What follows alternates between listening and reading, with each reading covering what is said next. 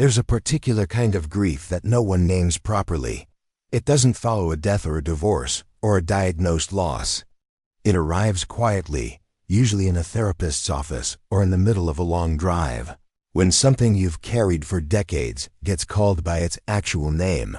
Not strength, not resilience, not who you are, but a response.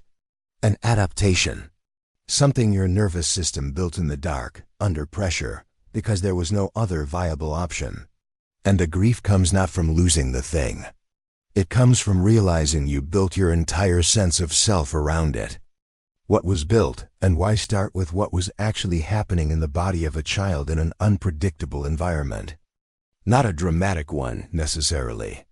Not always chaos or violence or obvious neglect. Sometimes it was subtler. A parent who was emotionally unavailable, whose moods required constant reading. A household where the adults needed managing. A family system where love was conditional on usefulness, on not causing trouble, on being the one who held things together. A childhood where needing something felt dangerous, not because anyone said so explicitly, but because the responses were inconsistent enough that the brain learned it couldn't rely on them. The brain of a child learning to navigate this kind of environment does something extraordinarily efficient. It begins to prioritize threat detection above everything else. Not because it's broken, but because it's working exactly as designed. The nervous system updates itself. This world is unpredictable. I must stay vigilant. Softness is a liability. Every time the environment confirmed that need was met with withdrawal, or comfort arrived erratically, or safety disappeared without warning, the nervous system recorded it, weighted it, refined its predictions accordingly. This is not metaphor. The body was literally accumulating a kind of stress debt, a biological toll, that came from sustaining heightened alertness across months and years rather than hours. The systems designed to respond to acute threat were instead running chronically, quietly, in the background of every ordinary moment. The cost wasn't visible. The cost rarely is in children. But it was being paid. The role that filled the gap. For many people reading this, something more specific was also happening. Not just unpredictability, but role reversal, a gradual, often imperceptible process by which a child begins to carry the emotional weight of the adults around them. This doesn't require a parent to be deliberately cruel or even visibly struggling. It can happen when a parent shares too much, leans too hard, needs the child to be stable so the adult can be less so. It happens in the family where the child learns to scan a parent's face before asking for anything, adjusting the ask based on what they read there. It happens when the child becomes the emotional regulator of the household, not because they were asked, but because the alternative was watching someone they loved fall apart, because they were good at it, because it worked. What develops is not maturity. What develops is a premature foreclosure of the child's own needs, a kind of borrowed adulthood that arrives before the brain is built for it. The child did not get to practice being small and cared for in the way the nervous system requires to develop a stable, internal sense of safety. They got to practice being competent, being helpful, being the one who noticed what was needed and provided it. They became very, very good at this. They also learned, in a way that bypassed language and lodged directly in the body, that their own needs were secondary. Not punishable, often nothing as clear as that, just quietly less important. And when you are small and dependent and learning the rules of the world, less important gets translated by the nervous system as unsafe to express. What the body learned to do with feelings, here's the thing about emotional suppression. It isn't weakness. It isn't avoidance in any simple sense. It is a strategy, and it was a good one. When expressing fear or sadness or need reliably produced nothing useful when it went unmet, or met with overwhelm, or was actively unwelcome, the nervous system did what it does with unused or punished behaviors. It archived them, not deleted. Archived, pushed into the background, below the threshold of conscious expression, where they wouldn't create problems.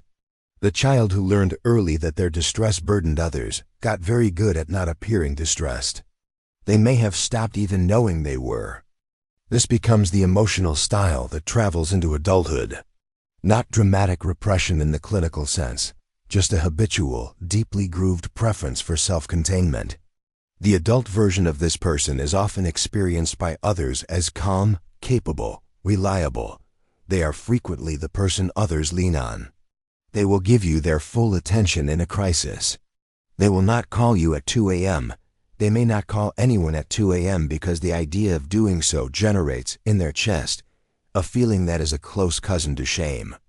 Not because needing is actually shameful, but because the body learned, a long time ago, that it might be received that way. The architecture of hypervigilance, what lives in the adult body after a childhood, organized around threat detection, is a perceptual system that is always, in some low-level and ongoing way, looking for what might go wrong. This is not paranoia. It doesn't feel like fear, not usually. It feels like being prepared, competent, thorough. It can look like conscientiousness, like planning ahead, like being the person who always has a backup plan and never quite believes the good news until it has been verified multiple times. It hides easily behind productivity and professional success and the kind of reliability that makes people say, "I don't know what I'd do without you," which itself becomes a kind of sustenance for someone who learned early that worth was measured in usefulness. The vigilance doesn't turn off with rest. It doesn't turn off during the vacation or the quiet Sunday afternoon or the relationship where someone is genuinely safe, because it was never a response to circumstances. It was built into the infrastructure. It became the operating system. And operating systems don't pause because the external conditions have changed. This is the part that surprises people in therapy, sometimes years in.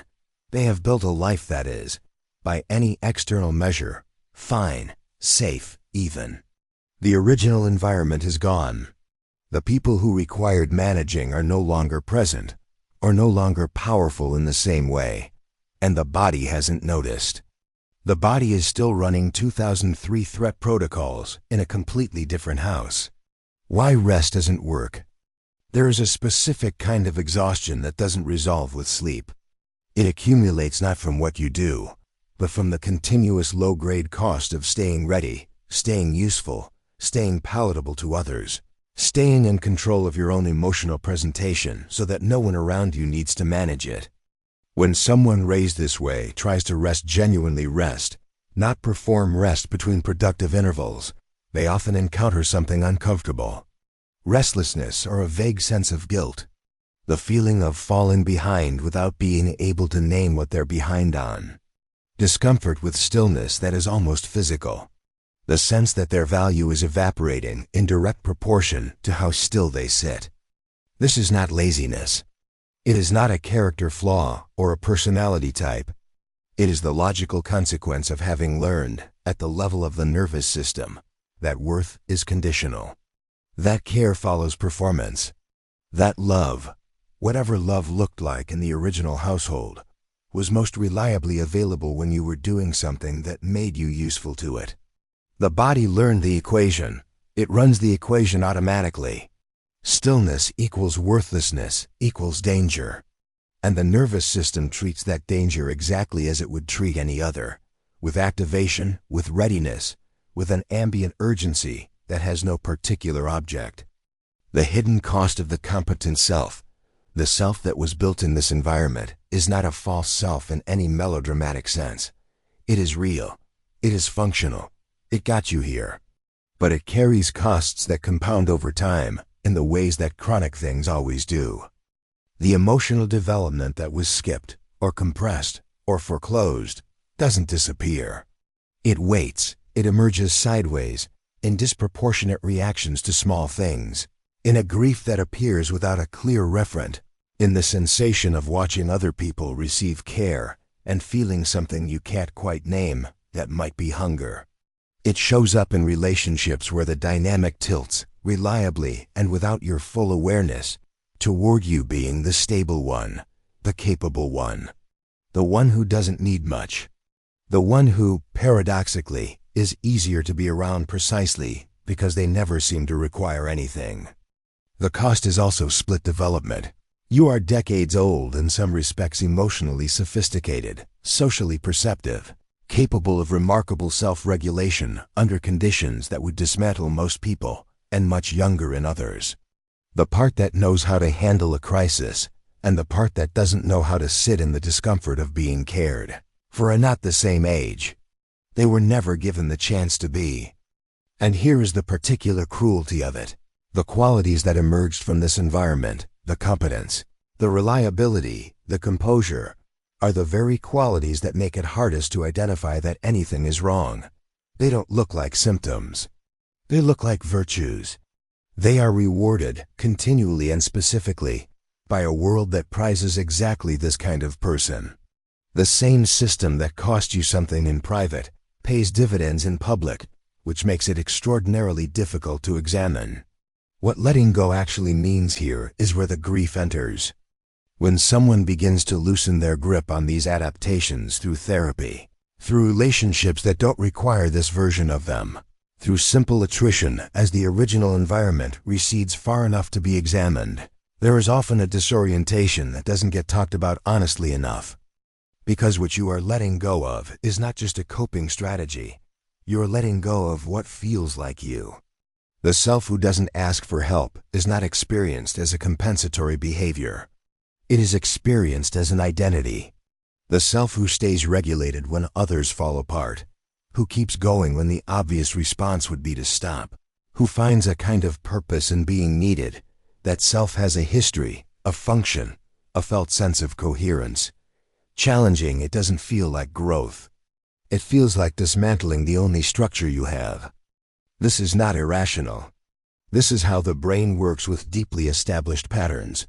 Novelty is registered as threat. Change to the self-concept activates the same systems that activate in response to physical danger. The suggestion that you might try needing something, expressing something, resting without earning it first, this is not small. The nervous system treats it as destabilizing, because it is. For a system organized around the rules you were handed, it genuinely is. The grief is also for the child who didn't get to simply be a child, who organized their early years around managing environments that should have been managed by adults, who learned to be competent before they were allowed to be cared for. You don't grieve that version of yourself by getting rid of it. You grieve it by recognizing what it cost, and by being honest about the fact that the cost was never supposed to be yours to pay. The sober truth at the end, here is what healing actually looks like, and it is not a comfortable picture.